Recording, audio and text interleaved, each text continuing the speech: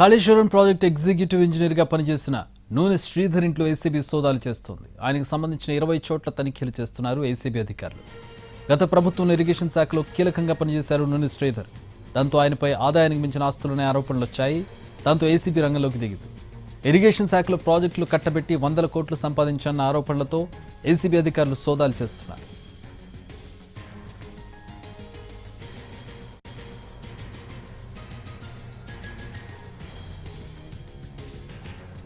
హైదరాబాద్, కరీంనగర్, బెంగళూరులో ఏసీబీ అధికారులు తనిఖీలు చేస్తున్నారు. బెంగళూరులో 4, హైదరాబాద్లో 6 చోట్ల సోదాలు చేస్తున్నారు. కరీంనగర్లోని కాళేశ్వరం ప్రాజెక్టు కార్యాలయంతో పాటు 9 చోట్ల విచారణ చేస్తున్నట్టుగా తెలుస్తోంది. ఆయన నివాసం, ఆయన బంధువుల నివాసం, స్నేహితుల ఇళ్లలో కూడా సోదాలు కొనసాగుతున్నాయి.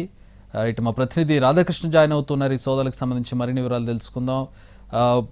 రాధాకృష్ణ, ప్రస్తుతం ఒక పక్కన కాళేశ్వరం కమిషన్ విచారణ జరుగుతుంది, మరో పక్కన కాళేశ్వరంలో కీలకంగా పనిచేసినటువంటి నూనె శ్రీధర్పై ఇప్పుడు ఈడీ దాడులు జరుగుతున్నటువంటి పరిస్థితి ఏంటి? ఎట్లాంటి డాక్యుమెంట్స్ను స్వాధీనం చేసుకున్నారు? ఎట్లాంటి ఆరోపణలు ఉన్నాయి నూనె శ్రీధర్ మీద? చక్రి, కాళేశ్వరం కమిషన్ విచారణ కొనసాగుతున్న సమయం ఒకటి. మరొక వైపు కాళేశ్వరం ప్రాజెక్టుకి అధికారులుగా పనిచేసిన వారి ఇళ్లలో ఏకకాలంలో ఈ సోదాలు నిర్వహిస్తున్నారు. గతంలోనే కాళేశ్వరం మేనేజింగ్ డైరెక్టర్గా పనిచేసిన బుక్యా హరిరామ్ నాయక్ ఇంట్లో కూడా ఏసీబీ అధికారులు సోదాలు నిర్వహించి భారీగా అతను అవినీతికి పాల్పడినట్లుగా గుర్తించడం జరిగింది. కోట్ల రూపాయల ఆస్తులను కూడా గుర్తించి అతను అరెస్ట్ చేసి రిమాండ్కి పంపించారు. ఇప్పుడు అదే ప్రాజెక్టుకి ఎగ్జిక్యూటివ్ ఇంజనీర్గా పనిచేసిన నూనె శ్రీధర్ ఇంట్లో కూడా ఇవాళ ఏకకాలంలో సోదాలు నిర్వహిస్తున్నారు. దాదాపు 20 ప్రాంతాల్లో ఈ సోదాలు కొనసాగుతున్నాయి. ఇటు కరీంనగర్ తో పాటు బెంగళూరు, హైదరాబాద్లో ఈ సోదాలు అనేది నిర్వహిస్తున్నారు. ప్రధానంగా హైదరాబాద్లో గచ్చిబౌలితో పాటు మలక్పేటలో అతని నివాసంలో ప్రస్తుతం అయితే ఈ సోదాలు నిర్వహిస్తున్నారు ఏసీబీకి సంబంధించిన అధికారులు. నూనె శ్రీధర్ ఎగ్జిక్యూటివ్ ఇంజనీర్గా పనిచేయడం జరిగింది కాళేశ్వరం ప్రాజెక్టుకి.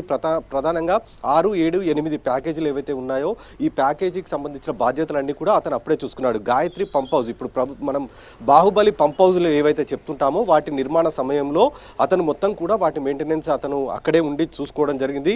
ఆ సమయంలోనే ఇతను అవినీతికి పాల్పడ్డాడంటూ కూడా అనేక ఫిర్యాదులు ఏసీబీకి రావడం జరిగింది. ఈ నేపథ్యంలోనే ఏసీబీ అధికారులు కేసు నమోదు చేసి దర్యాప్తు ప్రారంభించారు. ఆ తర్వాత అతనికి సంబంధించి ఆదాయానికి మించి ఆస్తులు కలిగి ఉన్నాడు నూనె శ్రీధర్ అనేది గుర్తించిన తర్వాత ఇవాళ ఉదయం ఏకకాలంలో ఈ సోదాలు అనేది నిర్వహించడం జరిగింది. ప్రస్తుతం నూనె శ్రీధర్ని కరీంనగర్ నుండి హైదరాబాద్కు ఆయన నివాసానికి తీసుకొని వస్తున్నారు. ఇక్కడికి తీసుకొచ్చిన తర్వాత సోదాలు ఇంకా పెరిగే అవకాశం కూడా కనబడుతుంది. ఎందుకంటే కేవలం ఇప్పుడు ఆయన ఇంట్లో కొన్ని డాక్యుమెంట్స్ అలాగే కొంత నగదును మాత్రమే స్వాధీనం చేసుకున్నారు. ఇంకా అతను వచ్చిన తర్వాత ఇంకా కీలకమైన డాక్యుమెంట్స్ స్వాధీనం చేసుకునే అవకాశం అయితే కనబడుతుంది. అలాగే బ్యాంక్ లాకర్స్ కూడా తెరవాల్సిన పరిస్థితి ఉంటుంది. కాబట్టి ఇప్పటి వరకు అయితే కరీంనగర్తో పాటు సిద్దిపేట అలాగే బెంగళూరు, హైదరాబాద్ ఈ ప్రాంతాల్లో ప్రస్తుతం అయితే ఈ సోదాలు నిర్వహిస్తున్నాయి. దాదాపు 20కి పైగా కూడా టీంలు ఈ సోదాల్లో పాల్గొన్న అంశం. ప్రధానంగా కాళేశ్వరం ప్రాజెక్టుకి పనిచేసిన అధికారుల ఇళ్లలో వరుస దాడులు అనేవి ఏవైతే జరుగుతున్నాయో వీటిని మనం అర్థం చేసుకుంటే అంటే ఒక గనక చూస్తే మాత్రం ఖచ్చితంగా అధికారులు ప్రాజెక్టు నిర్మాణంలో అవినీతికి పాల్పడ్డారనేది మనకు చాలా స్పష్టంగా తెలుస్తుంది. ఎందుకంటే హరిరామ్ నాయక్